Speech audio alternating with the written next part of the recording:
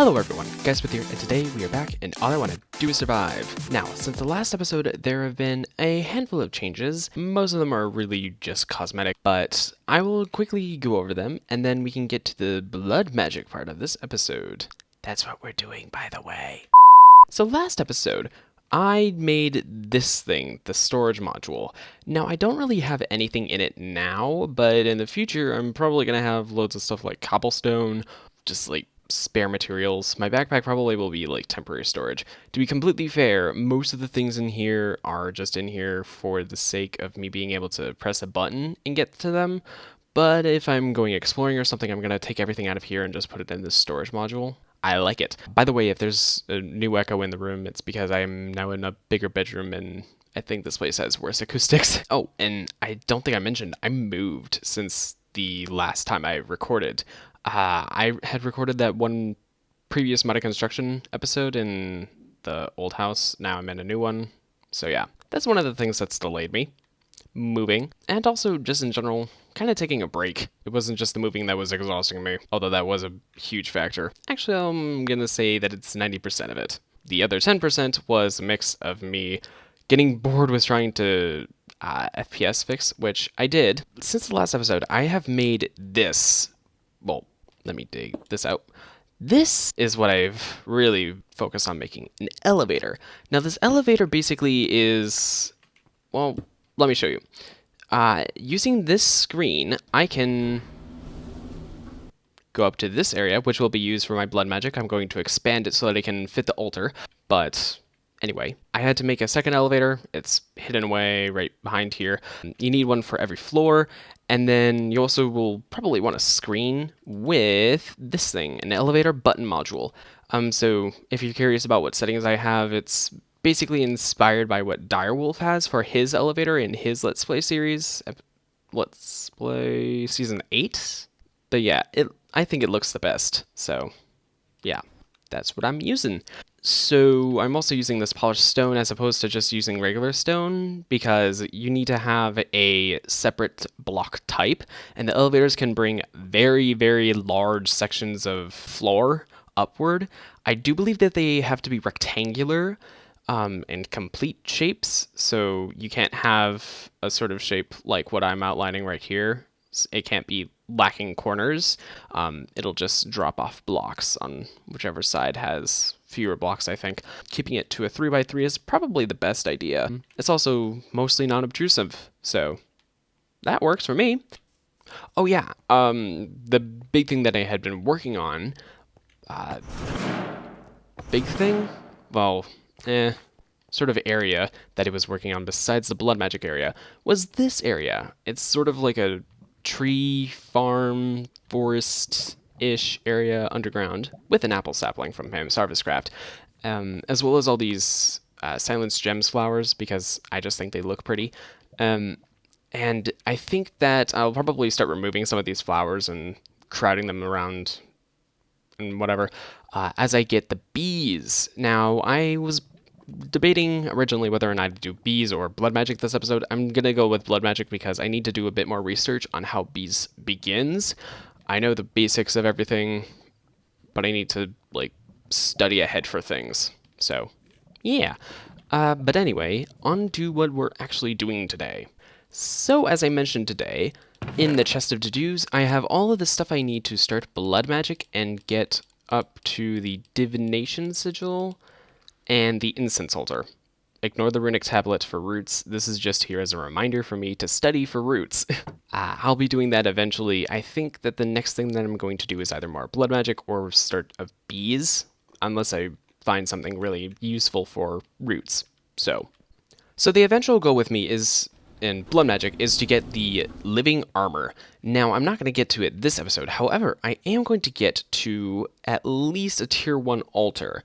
So, if I use my Philosopher's Stone, so the first thing that I need to make is a Hellfire Forge. Alright, NEI doesn't work through this one. Alright, well, if I just take the time to remember, that gives me a Hellfire Forge. Now place this down right there, and here we have this. Now, I cannot operate this without some sort of demonic will. You get that through, at first, using a rudimentary snare. This I also need to craft some of. There we go. Rudimentary snare. Now, I need to, since it's nighttime, I need to use my map and go to waypoints, teleport to this, which I still have up here. Consider this like this drop-off point or whatever when I don't teleport. So I need to throw these at mobs and at hostile mobs, mind you. I don't think it works for passive mobs. Actually, I'm pretty sure that it doesn't. So throw these at hostile mobs and then kill them so that you can get a demonic will.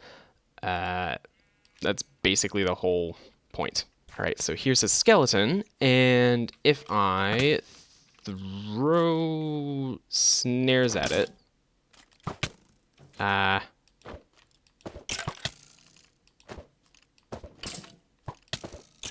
don't miss. I need to be able to see the white particles that it gives off when it succeeds. Okay, you know what? That was fail madness. I got an osmium chestplate and a bone, but I did not get the demonic will. That's not good. This has EMC, so I should have gone and EMC'd it. I guess I'll be right back once I've made more. BRB. Alrighty, so I've gone and made some more snares. If I can find some mobs. Oh boy. So those are the white particles that I was talking about earlier. Assuming that I actually get to kill this. Ooh, yes. There we go. I got a demonic will with, ooh, that's pretty good will quality. 3.89. Most are below 1 when you're just starting, but that's pretty good. All right. So I need to get a couple of these so that I can make a Petit Tartaric gem. Now, you use a minimum of 1 will and drain 1 will, plus these ingredients in the Hellfire Forge, and then you make it. I'm actually going to go and do that. I think that all these snares are going to go to waste now. In order to make the Petit Tartaric gem, you use redstone, gold, glass, and some sort of blue dye. So, demonic will, here we go. And we have a Petit Tartaric gem.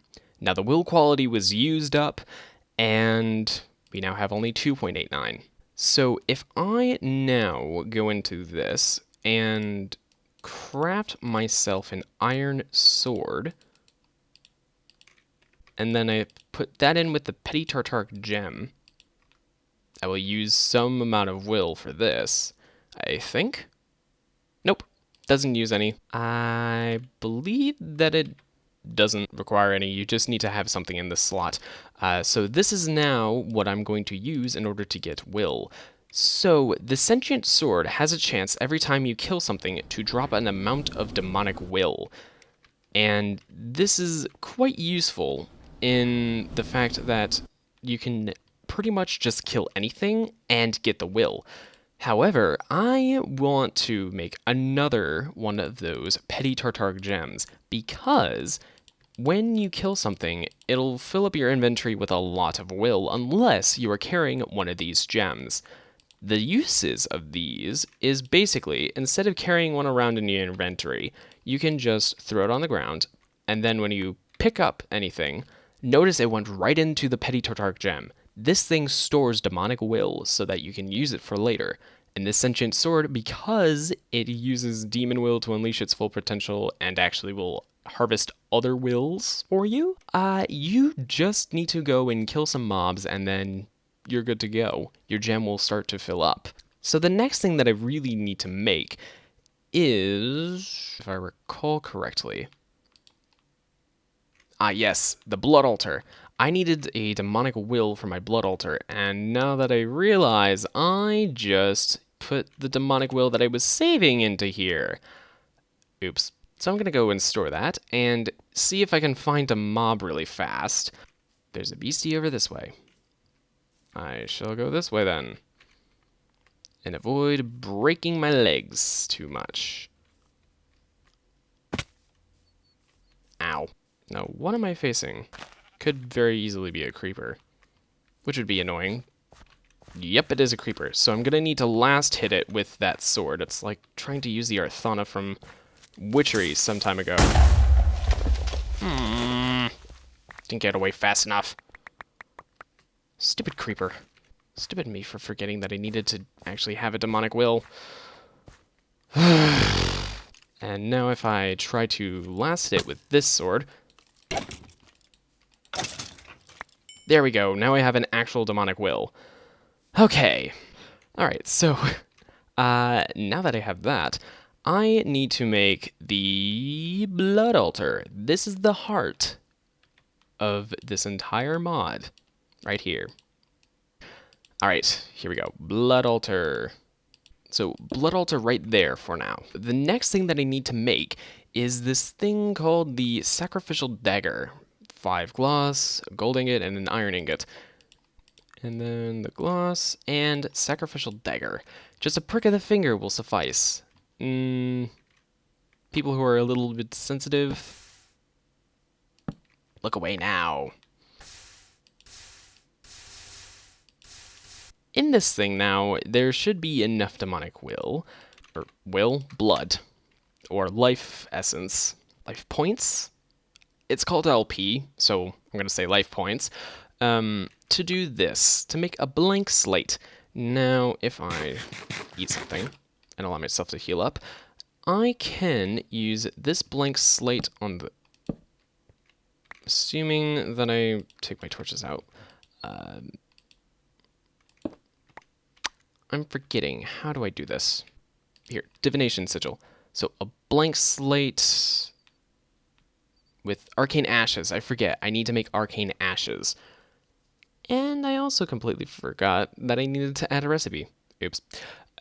So bone meal, redstone, gunpowder, coal. I'll go and grab those things real fast. So redstone, bone meal, coal, and gunpowder. That makes the arcane ashes. And if I put that down, use a blank slate, and redstone. Or is it the redstone? Then that. There we go. Okay, I did it out of order. And then it gives you this fancy animation that looks really cool. And there we go. Divination sigil. Now if I bind it to myself, just use it, and it'll bind it to yourself. That will show you, by clicking in the air, it'll show you the soul network life essence. Now that is a completely different subject for a different day, as I'm not about to get a true soul network going today. I will have it. It exists whenever you start a game. You basically have a soul network. But today I'm focusing on the altar network. So this thing stores up to 10,000 life points from the beginning. And every single prick you do gives you 200 life points. I believe that for the blank slate, you use 1,000 life points, which is basically 5 pricks, and now I have 1,600. So yeah, it's kind of mostly just time consuming because of you healing up, and then the crafting process does take time. It doesn't take too long. As you can see, just throw in 1, wait about 5 seconds, maybe 10, and then there, a blank slate. So these are used for all of the future slates in upper tiers. You basically recycle them and then put them into the next tier as you level up in blood magic. But this is the start, a tier 1 altar. Just the basics. The next thing that I need to do is, first of all, make sure that I know how much life essence I need. I need 2,000. So I have 600 right now.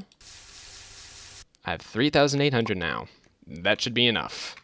So once this has finished, I will have, because it takes a while, it has to soak up all the life points. Do do do do do do do da do boop boop boop boop. All right. Weak bloat orb and bind it to myself. Glad I didn't die. 1 heart. I do like that 1.10 helps you. Or was it 1.9? Whichever. It helps you with healing. So yeah. Binding that to myself has added 200 life points to my soul network. So I can hurt myself a little bit more and then get more life points in my soul network. So this is basically the route to adding stuff to my soul network. And if I just put it in the blood altar, it'll actually take some stuff from the altar and add even more to my soul network. Very nifty. And these chat log messages don't, I guess, add up in the list. So there are both advantages and disadvantages for that. Like not being able to see what it was before, but at least it doesn't fill up your chat log with current essence, X amount, current essence, Y amount, blah, blah, blah. You get the picture, right? So the next thing that I actually really want to do is make a lesser tartaric gem.